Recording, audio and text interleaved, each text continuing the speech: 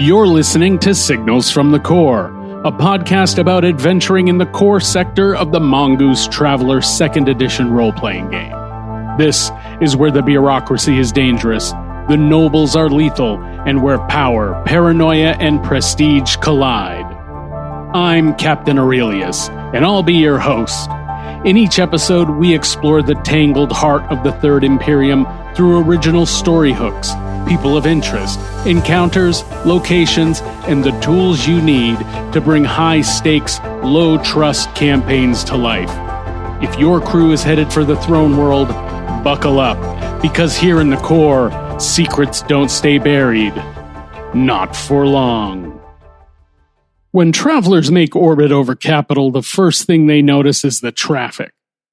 Couriers, liners, mega-corporate freighters, naval tenders, private yachts with rights to berths some families have held for 300 years or more. All of it threading the same approach lanes under the guns of 3 battle squadrons and awe-inspiring defenses nobody's supposed to be able to see. This is Silea, or at least that's what it was once called. Homeworld of the Silean Federation, and the ground Cleon Zanastu was standing on when he founded the Third Imperium 1100 years ago. It's the vibrant, heavily populated throne world of that Imperium, serving as the ultimate seat of power, a cultural nucleus, and communications hub for the massive sci-fi universe we know and love. This week on Signals from the Core, we're taking our deep dive into Capital, the seat of an 11,000 world empire, and arguably the most important, powerful planet in all of charted space. Before we get started, though, if you'd like to share your thoughts with me on the show or any of your ideas for it, drop me a line at coresignalsmail@gmail.com or follow me on Blue Sky at signalsfromthecore.bsky.social. You'll find the address in the show notes, don't forget. And please don't forget to rate and review the show on Apple Podcasts and Spotify. It helps me out tremendously, and you'd be doing me a big favor. Thank you. Thank you so much to everyone who has already reviewed the show and rated it and offered such kind and encouraging words in the reviews there. Truly appreciate it so much. Thank you. Today, in our look at Capital, we'll take a look at what the Third Imperium Sourcebook tells us about the planet and its cities. And then we'll explore how I've interpreted the information available to form my own conclusions and bring it to life. Because that's one of the best aspects of Traveller, the room it leaves for personal interpretation, how it encourages referees to fill in the blanks and bring a world to life that belongs to your table, unique to you and your travelers. This is something I basically owe to Ardwolf, my appreciation for this aspect of Traveller. When I was first learning about the game and absorbing everything, I was a bit perturbed, to be honest, kind of annoyed. My first take was that some of the books that I'd gotten, Behind the Claw, Soleimani Front, they covered so much, but not enough. It was like just the basics of the worlds, and lots of worlds. Like in both of those books, they cover a lot of space, but not many details at all. What was I missing? Turns out this is a feature, not a bug. And I owe that revelation to Ardwolf because I was watching his videos. He would do flip-throughs and kind of breakdowns of some of the books. And just as a short recap, I learned about the existence of Mongoose Traveller 2nd Edition watching Seth Skorkowski's channel. And I was like he said in one of those videos, where's this game been on my life?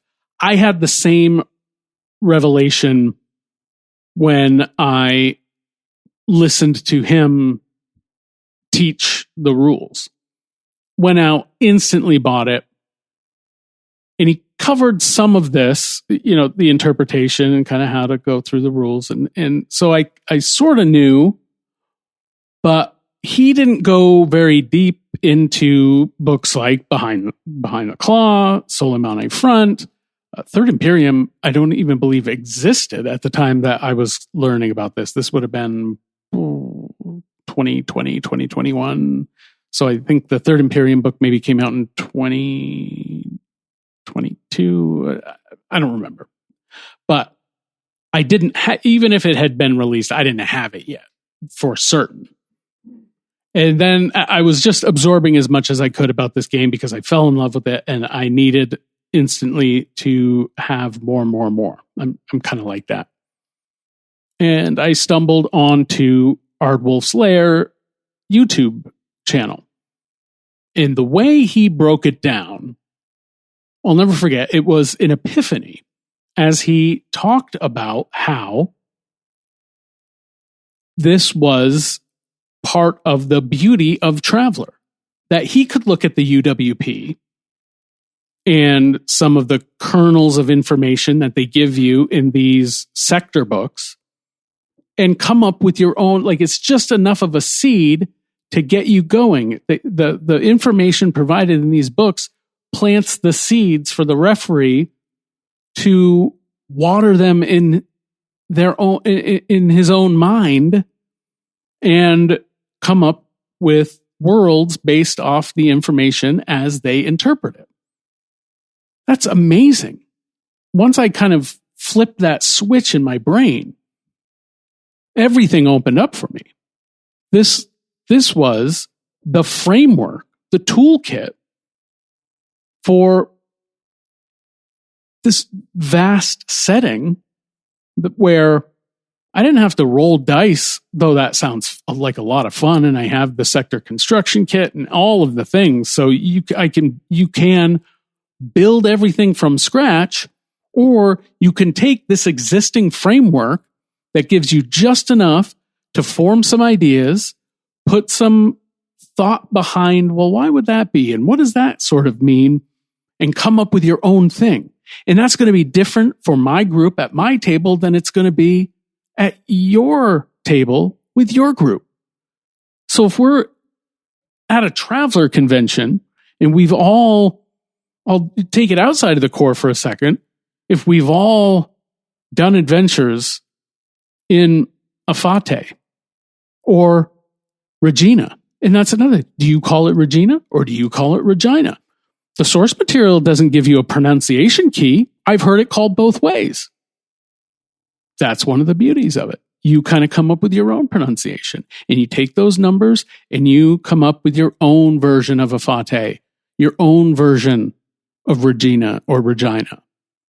And today we're going to take a look at my version of capital after taking a look at what we're given in the Third Imperium Sourcebook and a little bit about how that differs from some of the other information out there, like on the Traveller Wiki, because it's just completely different.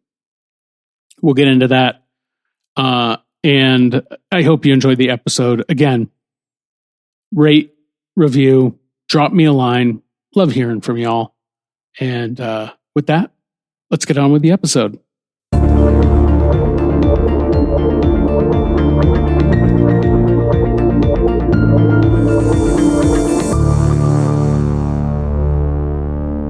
So before we dive into my interpretation of capital, I wanted to start with what has been written about the system, the planet, really, in some of the core material. And obviously, we're going to start with the opus, the primary source of information on capital available in Mongoose Traveller 2E. And that is what is written about it by Christopher Griffen in the Third Imperium Sourcebook.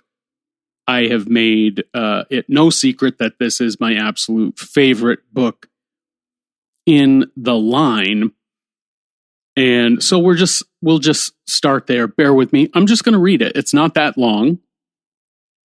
And so we'll just start there, right? So what is said about capital? Capital is the seat of government of the Third Imperium and home to both the emperor, who resides at the Grand Palace of Arbalatra, and members of the peerage, who assemble at the Moot Spire. Capital is a pleasant world with a varied climate, oceans that cover almost 2/3 of its surface, and a dense atmosphere of a suitable oxygen-nitrogen mix.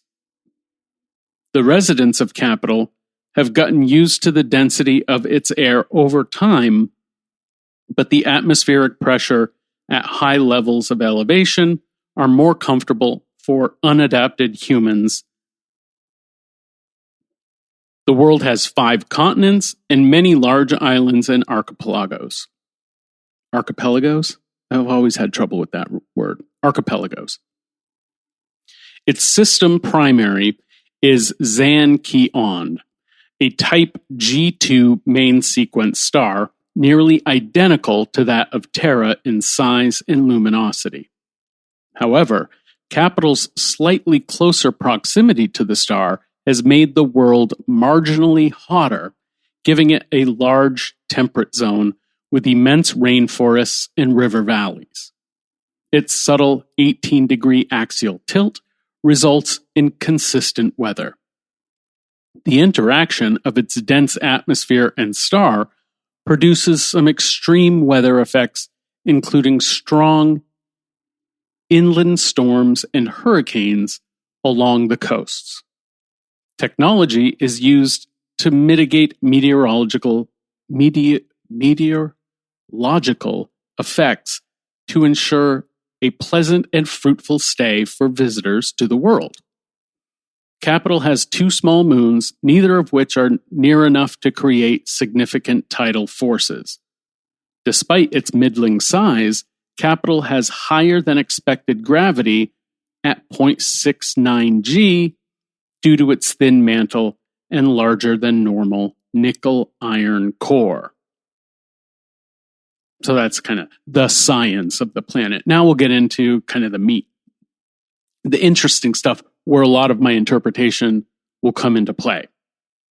The world's 20 billion inhabitants are well distributed among its land masses and oceans, with residential arcologies located mostly in the coastal regions, but several cities are in its mountain ranges and oceans as well. Cleon's residential zones are home to 450 million people, which does not take into account the millions of visiting dignitaries, diplomats, business people, and tourists who are present at any given time. Travelers may be surprised to discover that Intel is actually Capital's largest city. That's Intel, INTELL.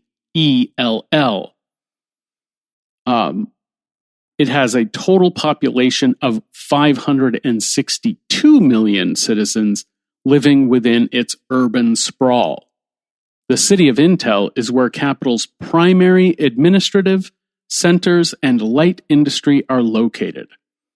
It is often said that while the heart of Capital is Cleon, its mind is at Intel. Despite the fact that Capital has 20 billion sophonts living on its surface and orbital habitats, judicious use has been made of its available land. Large expanses of territory have been restored to their original states, including millions of hectares of jungle, open plains, and mountains. Most of these regions have been inhabited at one point or another during Capital's long history, but have been painstakingly returned to their original condition.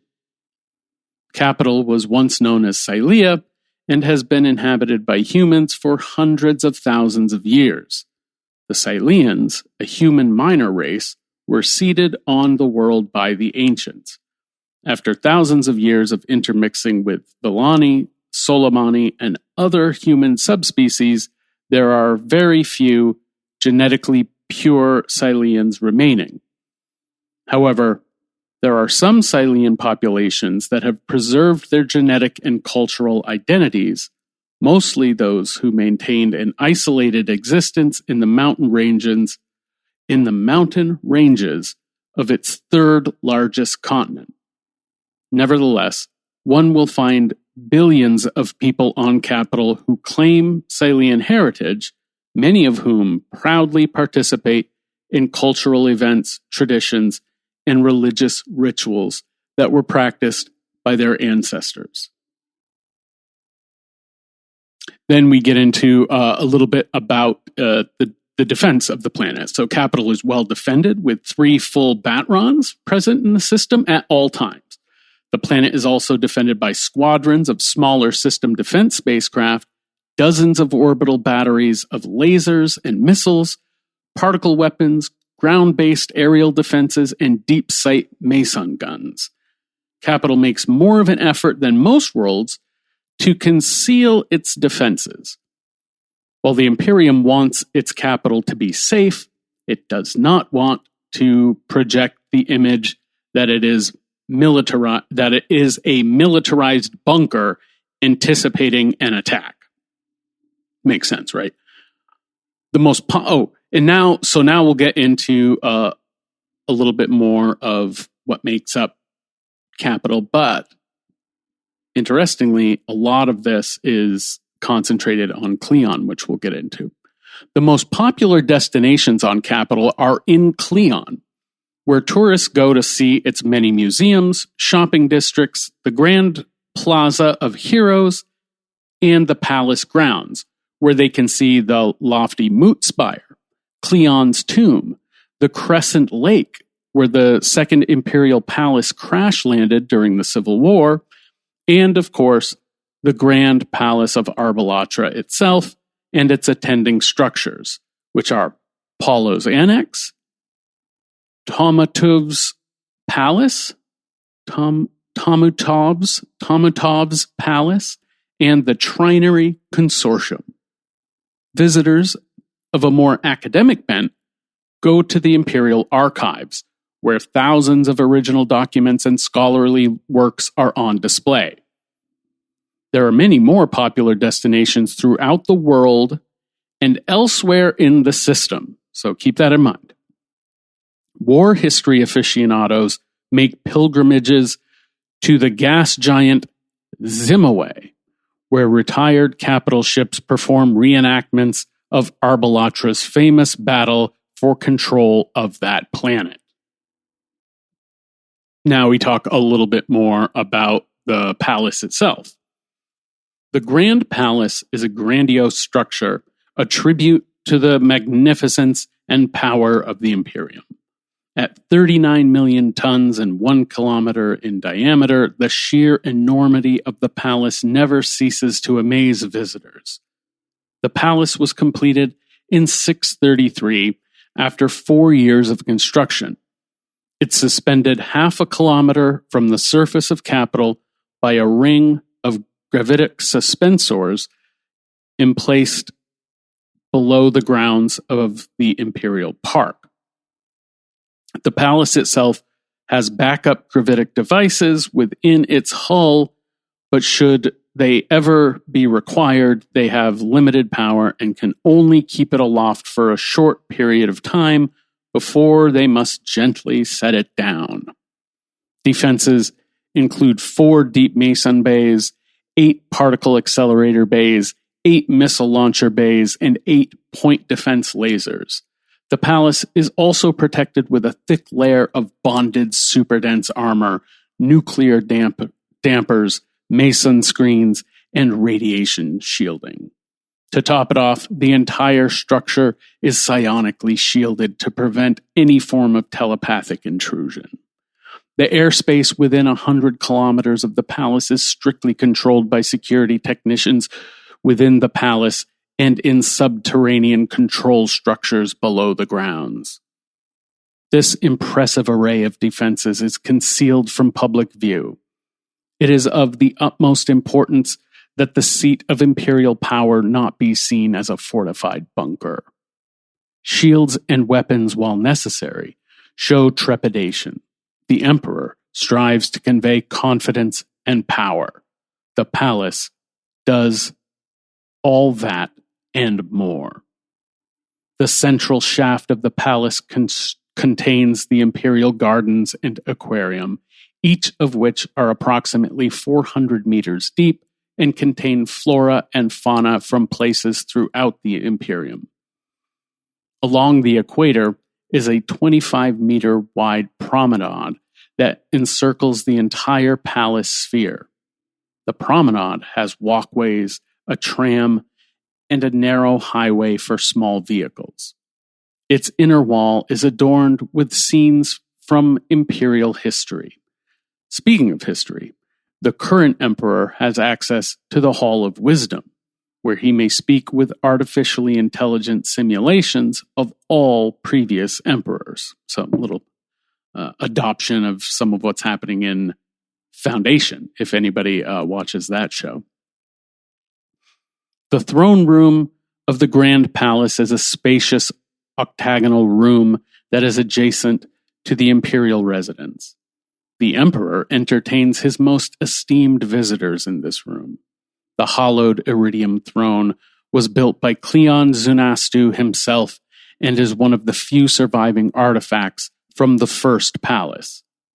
The Grand Palace of Arbalatra is attended by several smaller floating gravitic structures, including the following: the Consortium Trinary, which is a trio of small spheres, each of which contains a museum with exhibits dedicated to the three Imperiums; Palos Annex, a pleasure palace that contains all sorts of entertainments and is often used for sporting events; and Tamutov's Palace, which is used to house esteemed guests of the emperor.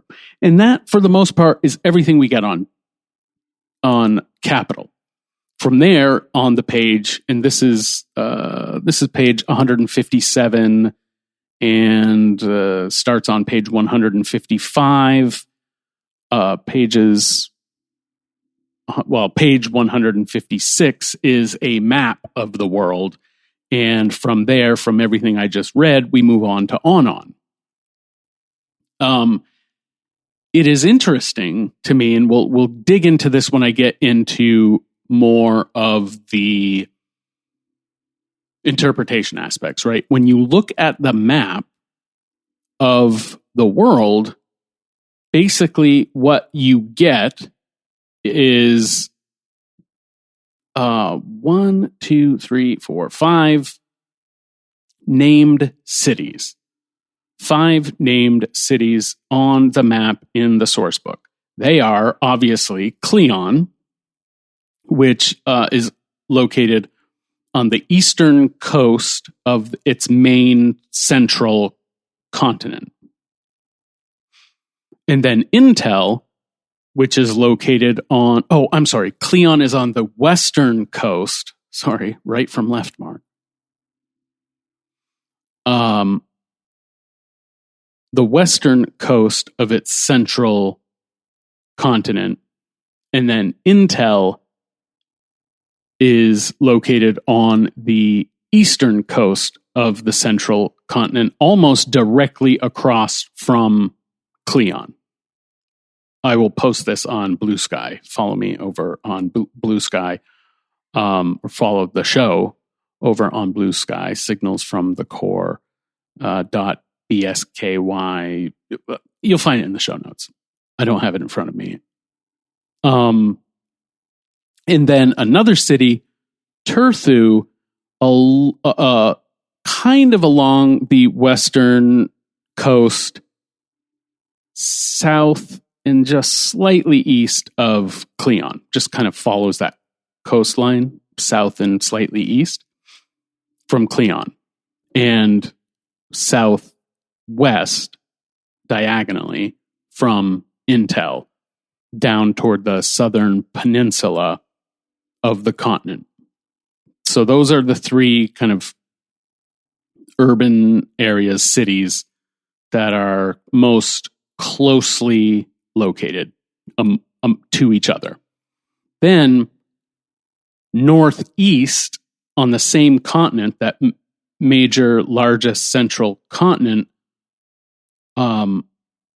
northeast all the way up to one of the northeastern kind of peninsulas in kind of, what would you say, some of the grasslands up in that region is a city called Benka. And then east of that, almost directly across from that, on the second largest continent, which is kind of connected by a land bridge, but I'm calling it another continent. Directly east of Benka on another continent, to the north of this continent, along the coast, once again, Mifalenko. Another interesting thing to point out about what is reflected on the map is there are two major starports on the world. One of them, obviously, is in Cleon, the capital city. The other, and we'll get into this when we dig into my interpretations, is at Mifalenko. And we'll kind of get into what I interpret and imagine the differences of those starports being. What are their functions?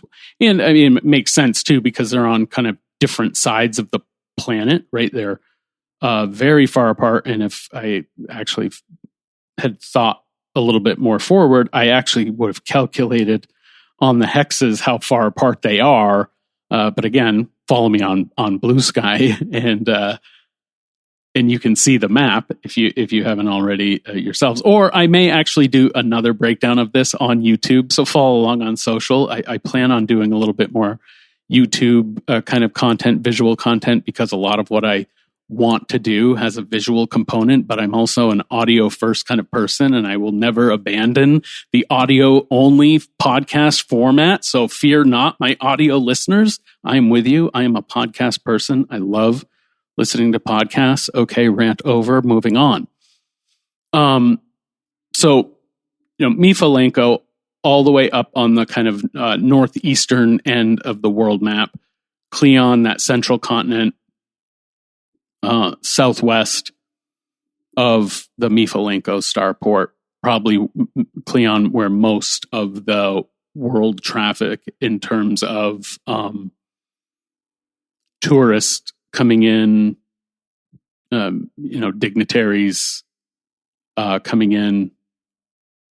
That's probably where a lot of that travel happens. I have a take on what the starport at Mifalenko will be. We'll get into in the next segment. So, and that's everything we get on the named cities. So that's 5, right? Mifalenko, Benka, Intel, Cleon, Turthu. We also get 3 identified but not named settlements. And those are each located on their own smaller continents, right? And we'll get into, I've kind of, in my version of Capital, I've named them and kind of identified what they sort of are, what their purposes are. But one of the settlements is directly south and slightly east of Mifalenko on a smaller continent. And then another is directly west of Cleon and Turthu on another little continent. And then northwest of that settlement on another continent by itself is another settlement. And this one seems to be in the kind of mountain ranges of this, call it, maybe 3rd largest continent on the planet. off kind of by itself, northwest of Cleon, northwest of that other kind of settlement that's west of Cleon. I have kind of identified that as that is a major settlement of purely Silean or the majority Silean inhabitants, purely Silean, or the most purely Silean inhabitants, keying off of what we read in the source material. Let me just go back up to that if I can find it and remind myself of what it actually says. The Sileans, Sileans remain. There are few genetically pure Sileans remaining. However, there are some Silean populations that have preserved their genetic and cultural identities, mostly those who maintain an isolated existence in the mountain ranges of its third largest continent. So based off of that description and looking at this map, that's exactly how I've interpreted this settlement. It's right in clearly one of the mountain ranges of this continent that's kind of off by itself, and then it generally looks like the third largest continent, although not by much, because that other kind of continent that is southeast of Mifalanku's continent, you could argue is the third largest, but you know what? We won't quibble. We're just calling this the Silean kind of stronghold. I ought to say this, and I didn't at the beginning, so apologies. We're going to read off the UWP of the world. A586A98F. So that is the UWP. So, yeah, A586A98F. I have looked up what that means. Oh, trade codes. HI, HT, and also has N and W bases.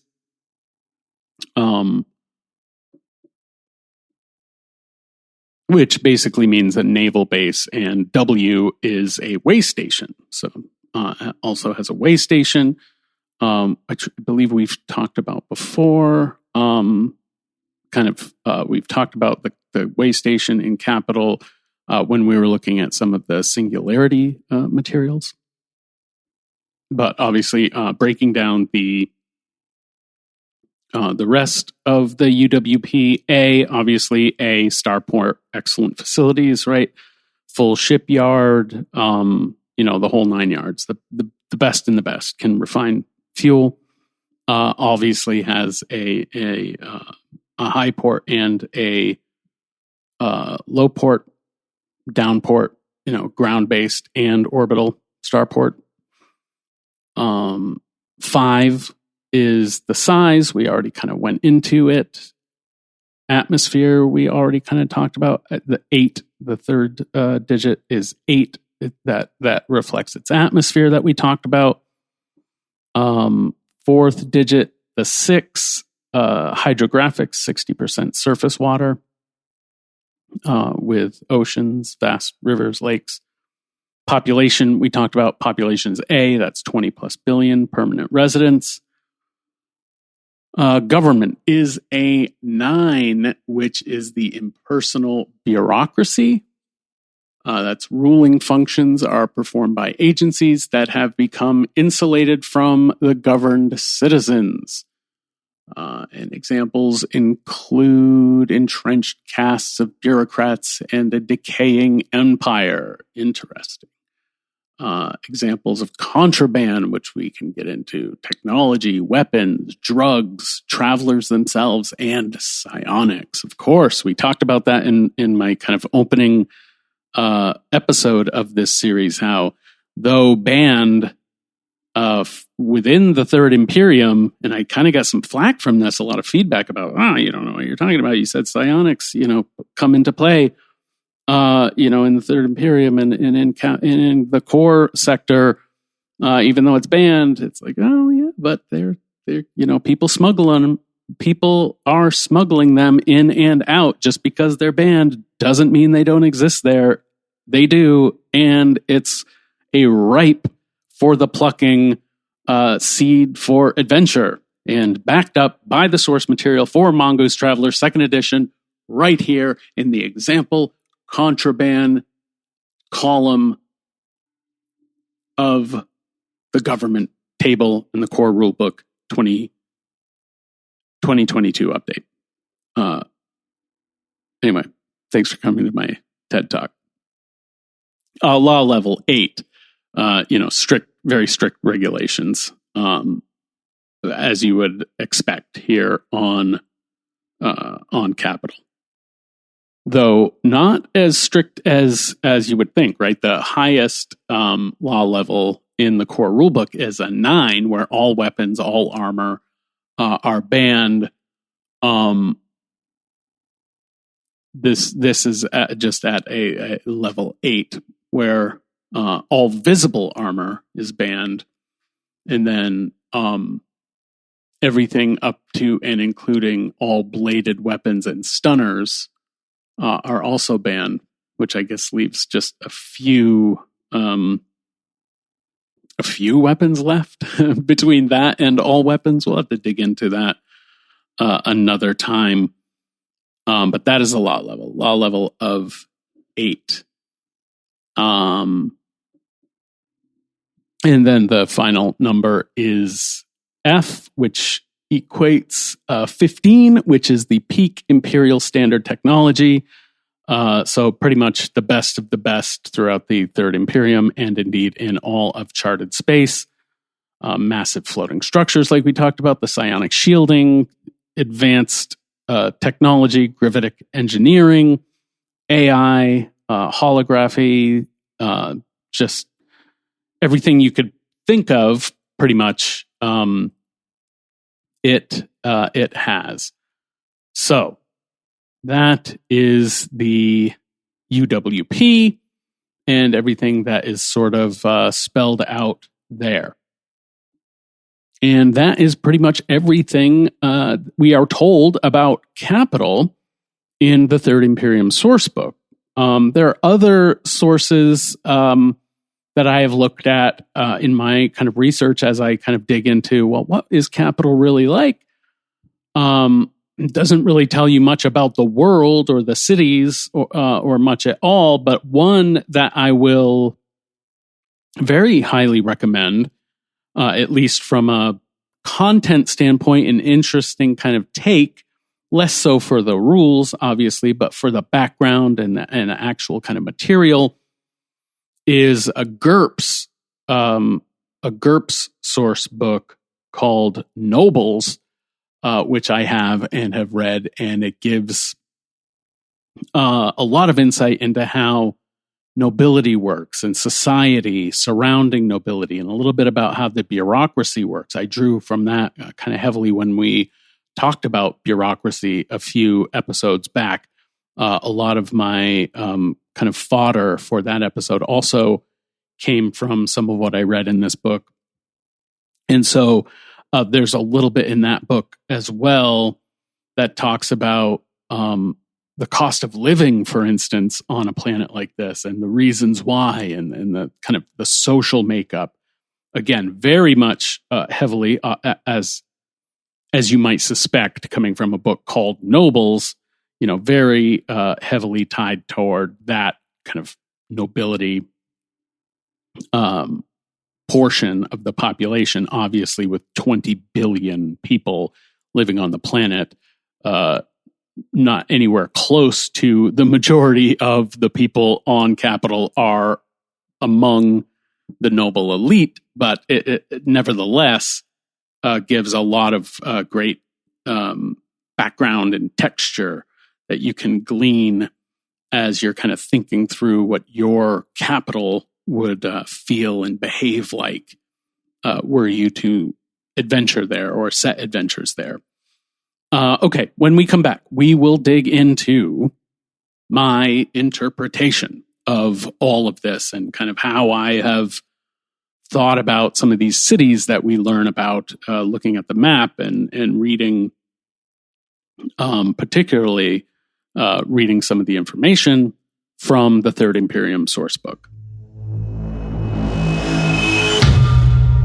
Now, this is a major work in progress, so caveat emptor right away, right off the bat.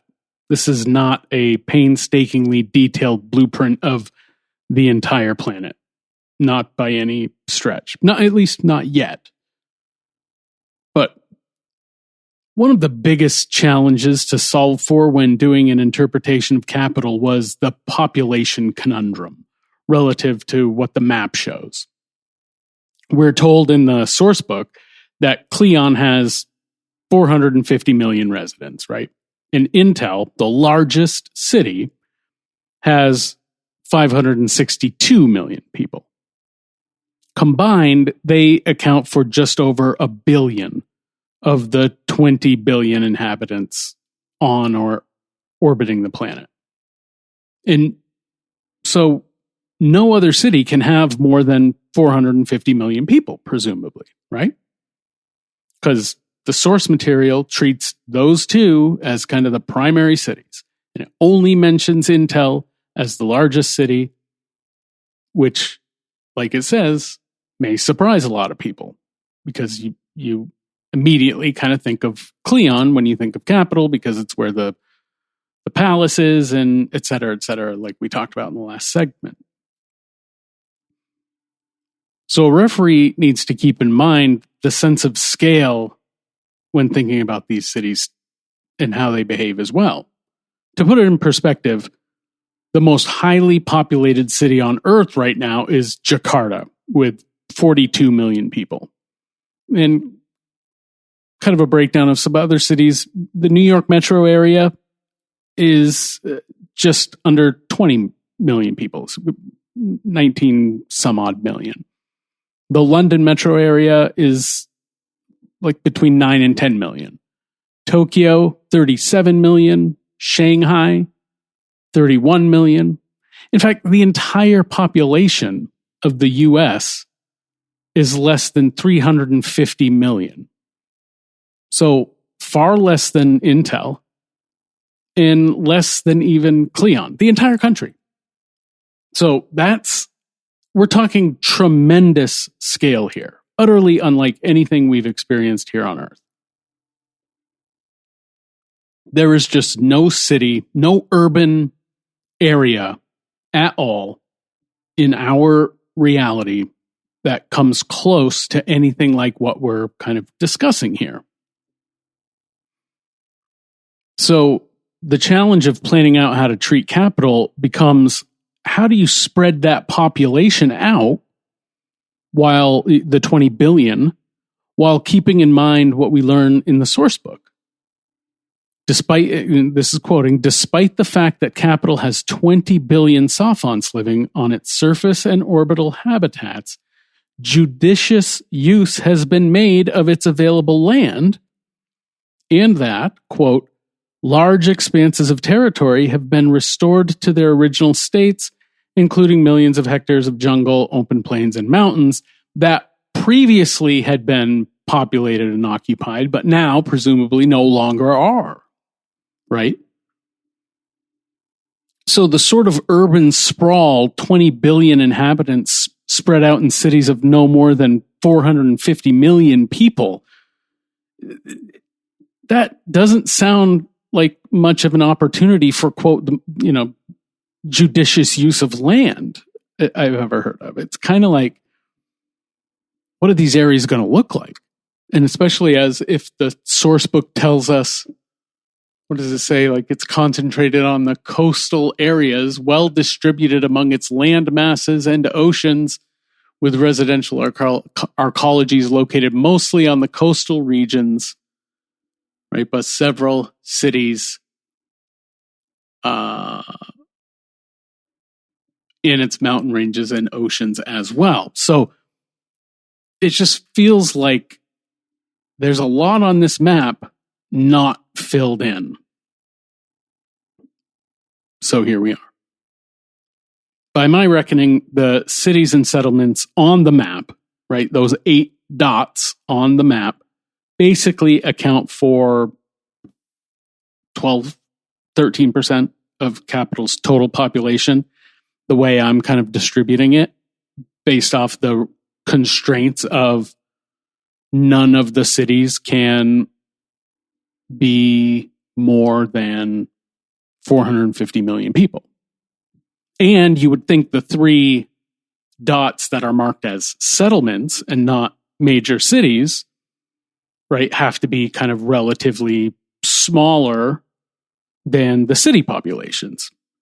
So you got to assume there are a bunch more cities on this planet not named, and the settlements kind of have to do different work, which you sort of have to figure for too. Or I felt like I had to figure for too. So there's like 87 plus % of the population that we've got to get creative with, which is where a lot of the fun comes in. And that's kind of where I've been, kind of toiling with this. We're not going to get into a lot of that today.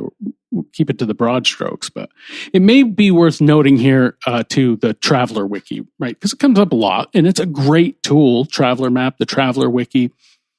But I wanted to point out for this episode that the wiki has capital with an 80 billion population. And it spreads that population out over some of the cities a little bit differently. It also calls out 5 primary cities. Although worth noting, Intel isn't even named here. But Benka, Cleon, Mifalenko, Turthu are, and it also names Tonvorn as an orbital complex. And the way that population is broken down is, of the 80, Benka has 6 billion. Cleon has 4 billion, Mifalenko 3 billion, Turthu 9 billion, and Tonvorn 5 billion. So Turthu is the most populous in this example. Cleon, the 3rd, 4th most populated. So you got Turthu with 9, Benka with 6, Tonvorn with 5, and then Cleon. So, little different, right? The wiki also notes that the planet has 28 secondary cities with 30 billion total in population among them, and 135 tertiary cities distributing a population of about 23 billion. So, just a kind of a different distribution of population than what you can sort of extrapolate from the source book, the Third Imperium Sourcebook, relative to its 20 billion. Like, I think I'm terrible at math, so I've jotted this down. Take it with a grain of salt, please. The wiki, kind of has Turthu with 11% of the population, Benka 7%, right? And then, Cleon about 5%, Mifalenko between 3 and 4%. For me, the way I've kind of distributed it is I've kept things a little more even among those dotted cities on the map, figuring there's got to be a reason why all of them are the ones placed on the published map, that they're all kind of really similar in size and major, the real major hubs. So Intel is about just under 3%. Cleon is about 2.25%. I've kept Mifalenko, Benka, and Turthu right around 2% apiece, so slightly smaller than Cleon. And then the 3 unnamed settlements located on the map, I've distributed about between 1 or just under 1%, 0.88%, if I used a calculator, is in one of the settlements, and then about 0.5% apiece with the other 2. Anyway, so that's anyway. I'm probably belaboring the point, but that's just kind of how I had to frame it and think about it in my brain as I kind of set about this exercise. Because plotting all of this out has been an obsession of mine for over a year now, off and on. And I currently have a document that's about 230 pages, just looking at it. Yeah, 230 pages, just breaking down how the cities work and the regions in between and kind of what it all looks like. And like I said at the top of the segment, I still consider it a work in progress. And honestly, I've sort of been reimagining the scope after I just got a hold of R. Telsorian Games' new Night City 2045 sourcebook for Cyberpunk Red.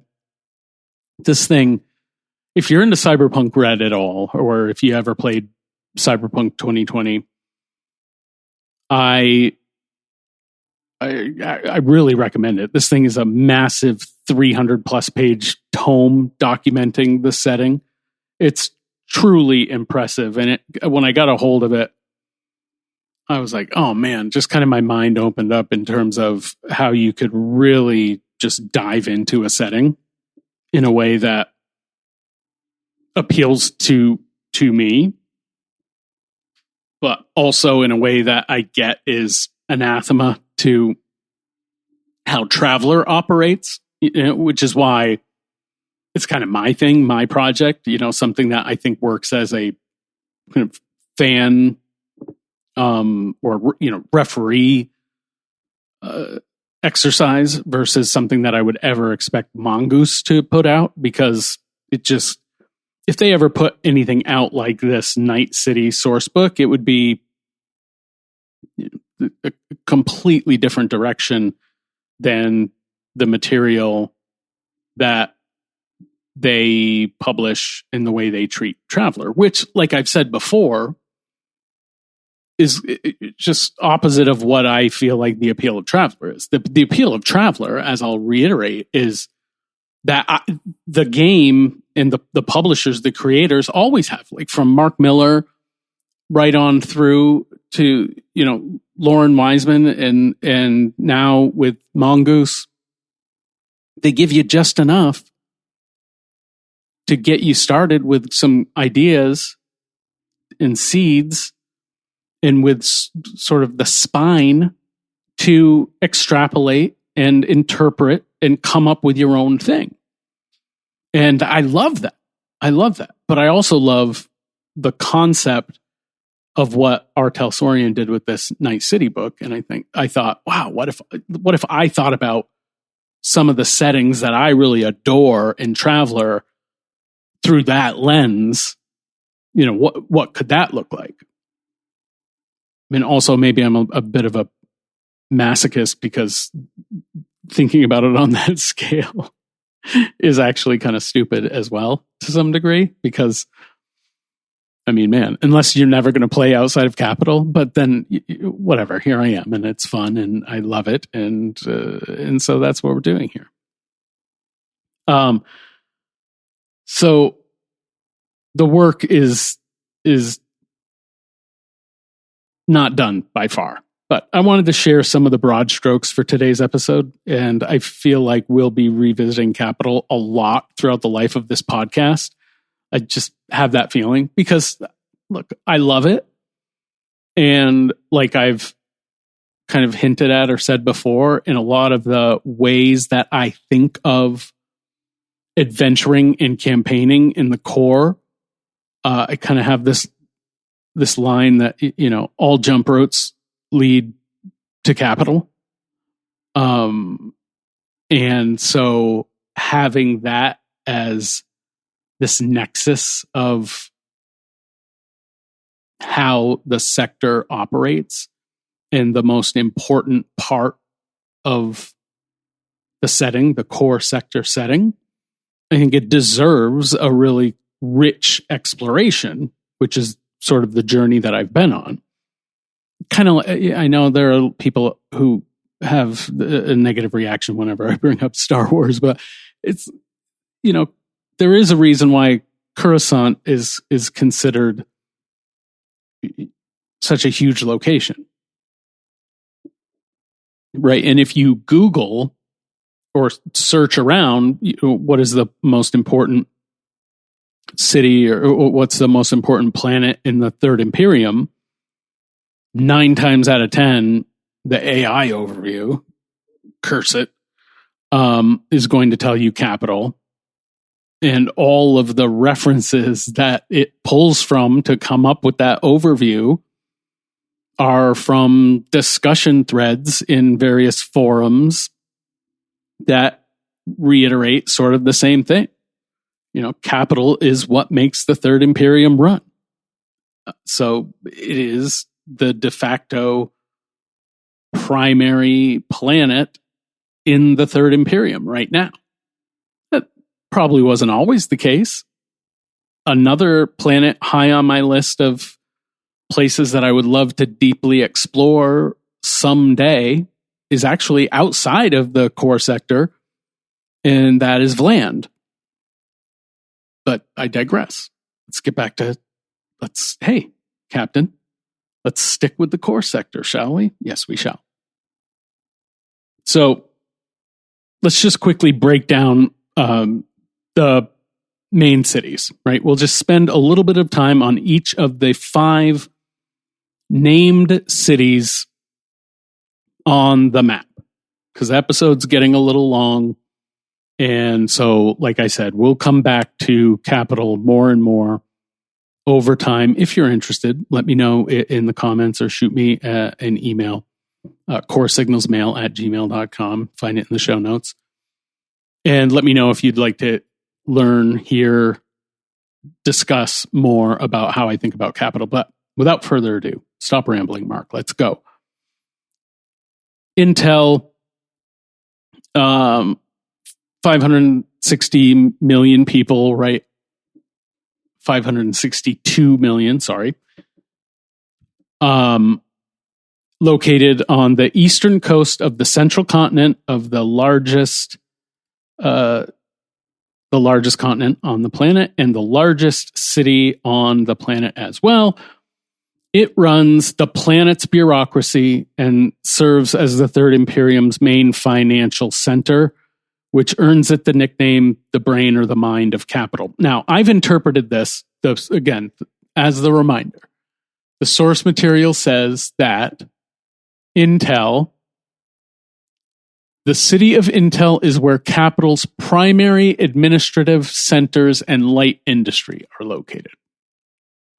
And this was a stumbling point for me for a minute, because I was like, wait, the primary administrative center? Like, what does that mean? Like the bureaucracy, the administration? It's in Intel, not in Cleon? But then I kind of thought about it differently. I was like, well, wait, it says capital's primary administrative centers. And so I thought, okay, well, then Intel, to me, is the planetary administration, like capital. It's the mind of capital. And so that separates, we'll get into it in a minute, how I think of administration when it comes to what's happening at Cleon. So the way I think of Intel is arcologies, dense transit, light industry, making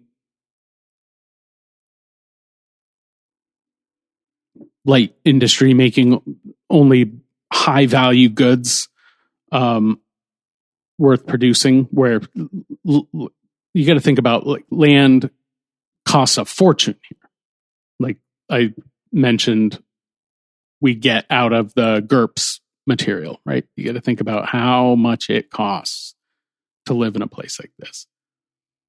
I've given it a place called the Exchange District, which anchors the planet's financial markets. It's about 30 square kilometers,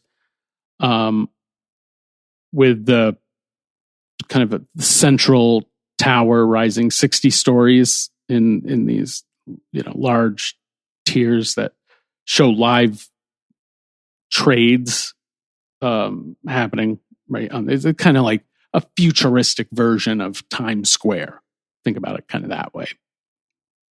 The people here, the population, are planetary bureaucrats, financiers, tech specialists,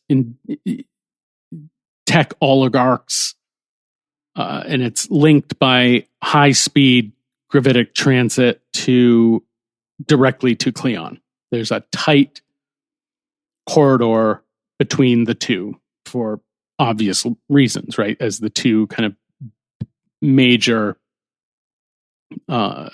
places, cities that are kind of need to be interconnected, because one kind of stirs how things work on the planet, and the other is kind of doing the same for the entire Imperium. So Intel is the administrative mind of the planet. The planetary administration happens here, and life is shaped by the planetary ministries: finance, law, policy, professional services, high value industry, like I said, and just dense arcology living. But tightly linked with Cleon in the imperial bureaucracy there, where imperial decisions become procedures, regulations, standards, and systems. So it's kind of, this back and forth. So then we get to Cleon with 450 million people. That, like I said, is on the western coast of the central continent, so directly across. So if you think about that corridor, it's just a straight shot right across the continent. And I actually kind of counted. Let's see. I said in the last segment that if I had it, so it is, if you go by the hex scale, each hex is about 1,000 kilometers. It's 2,500 kilometers between Cleon and Intel. So that is the length of this transit corridor. This is the ceremonial capital of the entire Imperium, home to the Grand Palace, Moot Spire, Embassy Row. This place is wrapped in formal protocol, rigid class lines, security, such tight security, but always with, remember what we learned in the source, kind of hidden, cloaked. So how could you play with that? That kind of super tight security, but always cognizant of the fact that they don't want to be outward with what that security looks like. So that's a lot of room, a lot of fun stuff to play with if you're a referee when you keep that stuff in mind, right? It's the ceremonial and political heart of the entire Imperium, with elite society, formal protocol, like I said, tourism, diplomatic arrivals, state ceremony. It's also on the map. Remember, this is one of the two spots that they show us that has one of the major starports. So the way I think about this starport is this is the tourism and the official, it's the passengers, the people coming and going, the main way that if you're a visitor to Capital, so think back when we were talking about like launching the Singularity campaign. When you do your stopover on, from the Ventura Fortuna, your port of call is likely Cleon. That's sort of the way I think about it. As opposed to Mifalenko with 424 million. I've given it. I've assigned that population to it because it's not in the source. That, again, as the reminder, northern central coast of the northeastern continent. That's the other location on the map with the starport marked. So for me, that's Capital's primary commercial and freight starport, the gateway of freight and shipping. Life here revolves around cargo, interstellar trade, corporate logistics, customs, shipyards, import-export operations, port labor, and markets where legitimate commerce kind of sits close to black market activity. Kilometers of port facilities, free port zones, shipyards, and corporate towers stacked on a plateau 400 meters up. It's like the legitimate interstellar trade and black market dealing center of the entire sector, and also Imperium.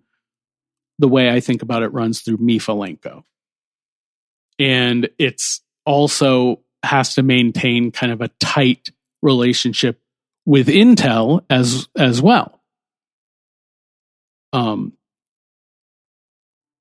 Because you've got those kind of the light industry administration, like a lot of corporate headquarters, I think of as being at Intel, but a lot of that coming and going, shipping off, like the labor of it and the kind of the business of shipping happens at Mifalenko.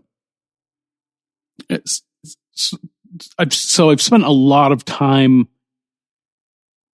thinking about Mifalenko because of some ideas I have for adventures I'm writing and want to set here. Just some of the things that I'm interested in and the way I think about traditional traveler adventures being so trade focused and shipping focused, yet the purpose of this podcast being so core focused. I'm thinking of Mifalenko as a connective tissue between those two things, of how traditional traveler adventures could interface with the things that happen in a sector like core that's so densely populated and regimented, and the bureaucracy. And how do you kind of bridge those two a little bit? I'm using Mifalenko as one of my primary examples of how that could work. Where if you're as a referee comfortable having a crew of people shipping trade, there's some trouble and things that they could get up to through Mifalenko, yet still set in the core, and then from there bridge out into some of the other kind of Byzantine conspiracy focused things that we've talked about throughout the course of this series. So it's that little nexus to me. It's home to what I'm calling the Bourse houses. These are 5 trading combines headquartered in what I'm calling the Alto Distrito and Crestline Heights areas of the city. And these combines kind of run the city in practice. And I've named them Brastel Interstellar, the Carnivore Combine, Conavu Trade, and the Amens Sigris Combine, and Varation Lines. These firms have executives.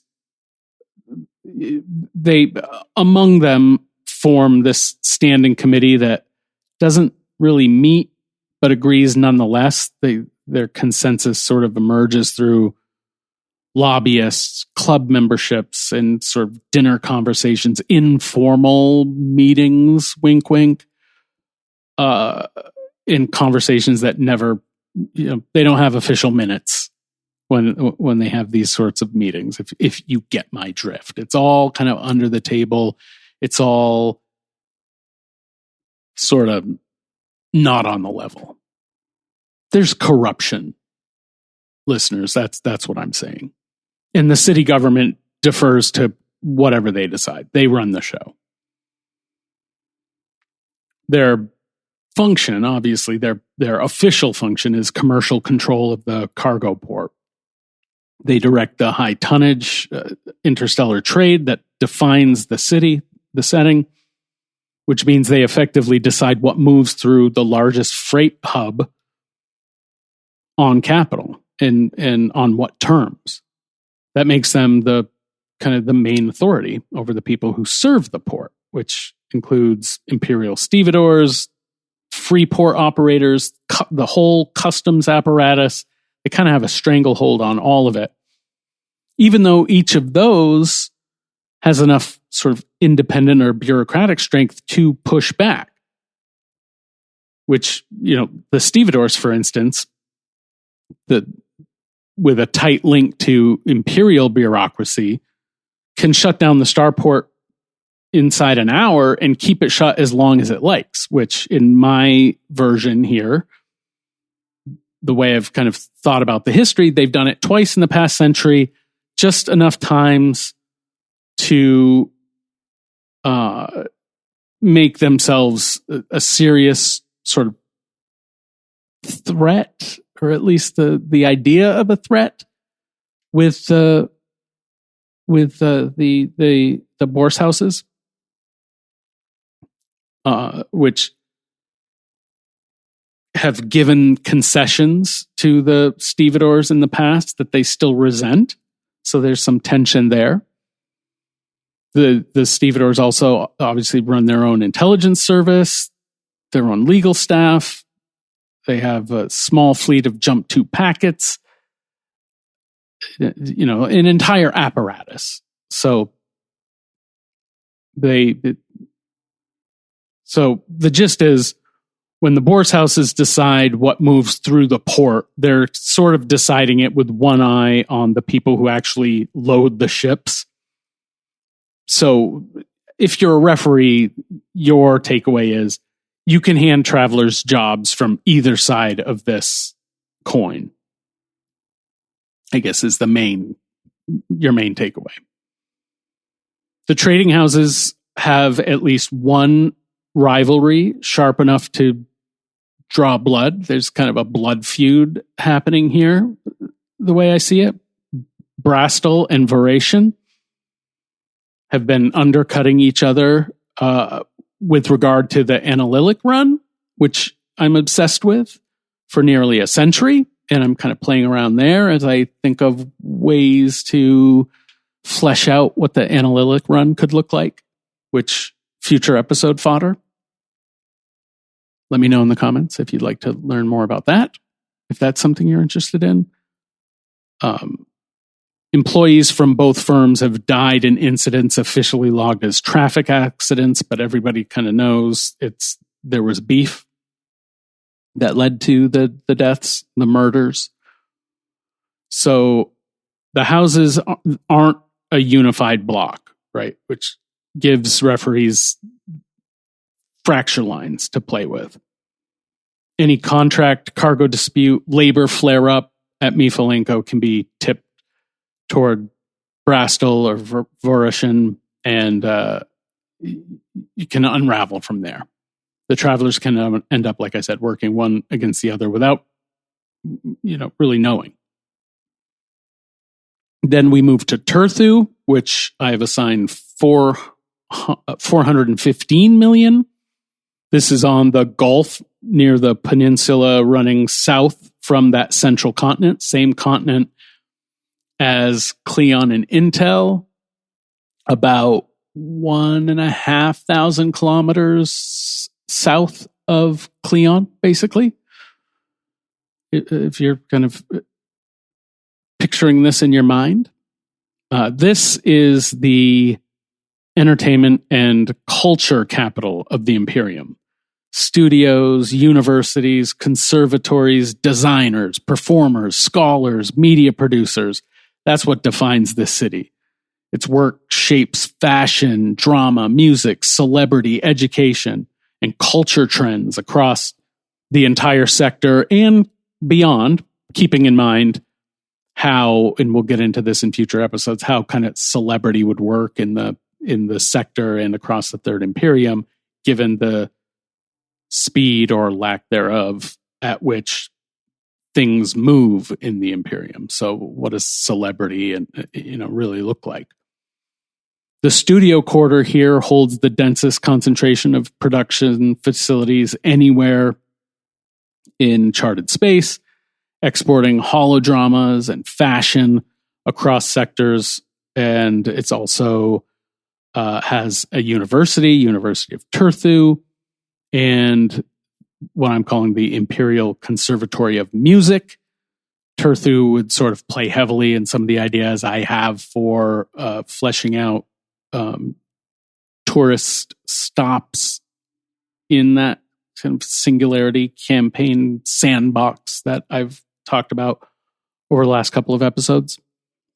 So that's just kind of the way I frame Turthu. And then Benka, the smallest of the five, 368 million. This is the most inland of the major cities, in the plains to the northeast of the central continent, but far to the northeast, right? So it's, say, 1, 2, 3, 4, 5,000 kilometers north of Intel. This is dedicated to agriculture, bioengineering, green arcologies, genetic research labs, eco-science centers, feeding. This is kind of the bread belt of the sector, feeding worlds by the thousand. It's certainly kind of what feeds the planet in a lot of ways.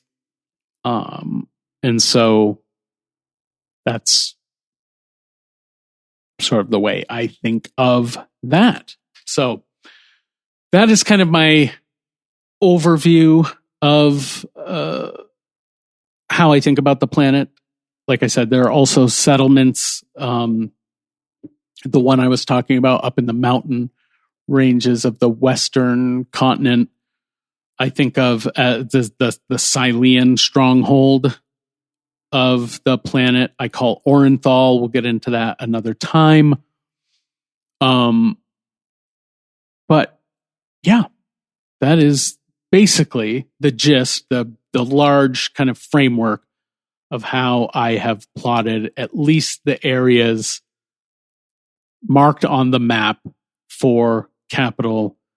Like I said, the document is over 230 pages. There are plenty of other regions that I have outlined and kind of talked about. Each of the cities have way more extensive write-ups. I'm kind of mulling over how much of that I kind of want to put out there in release versus kind of what isn't ready for prime time. But I just thought this worth sharing as, like I said, all jump roads lead to capital.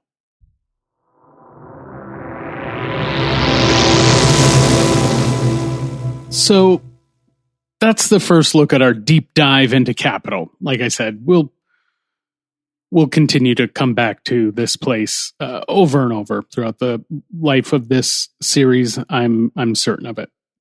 But it's the first stop on our core sector sandbox campaign, crewing a luxury liner. Or, like I said, you could use this as the jumping on point for a crew of free traders trying to catch odd jobs or off routes in the sector, shipping goods to and from capital. Either way, there are things to work with here, hopefully, to get your creative juices flowing on how to think of the planet as multiple urban settings rather than just a single place in the sector, with that kind of relatively brief overview in the Third Imperium Sourcebook. A couple of ideas I'm playing with for the next episode include diving more into how celebrity works in the core sector, given some of the passengers travelers are apt to bump into in that sandbox campaign from the last few episodes.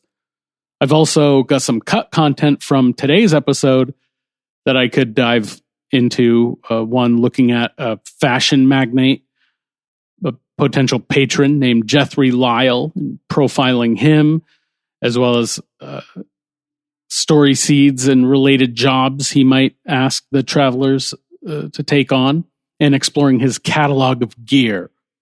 I've also got a few ideas for scenarios to run on Capital as well, taking what I outlined here today and translating that a little more directly into how it could show up at the table for referees and players. I'm still trying to decide what direction to go in. So if any of that sounds good to you, let me know. I'm happy to hear from you and what you'd be interested in hearing about next. So write the show at coresignalsmail@gmail.com. That's coresignalsmail@gmail.com. Or follow along on Blue Sky at signalsfromthecore.bsky.social. You'll find that in the show notes as well. So if you weren't taking notes while I just read that off, don't fret. You can find it in the show notes, but please follow along.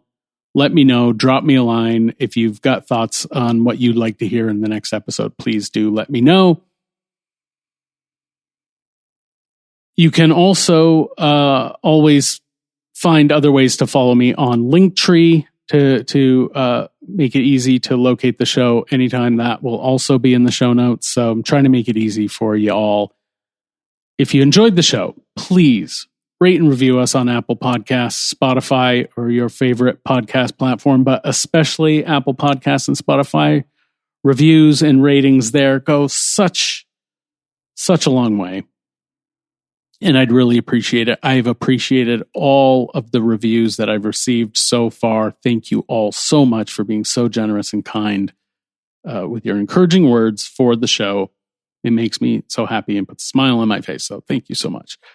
And share the show with your fellow travelers too. I'm trying to grow the audience. Until next time, keep your clearance valid, your comms encrypted, and your grav line out of committee oversight. Stay sharp, travelers.